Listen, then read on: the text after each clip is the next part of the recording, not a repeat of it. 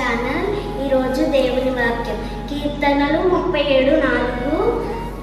యెహోవాను బట్టి సంతోషించుము, ఆయన నీ హృదయ వాత్సల్యము తీర్చును.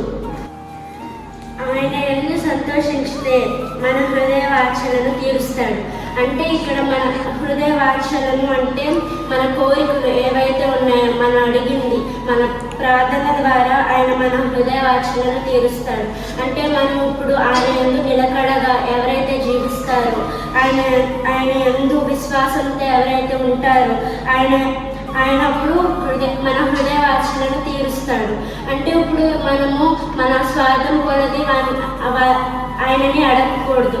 ఇప్పుడు హన్న ఏ రీతిగా ప్రార్థన అయితే చేసిందో అలాగా మనం కన్నీరుతో నిలకడగా నిలిచి విశ్వాసంతో ఆయనని ప్రార్థిస్తే, ఆ రీతిగా మనం ఆయన యందు జీవిస్తే మన హృదయ వాంఛలను ఆయన తీరుస్తాడు.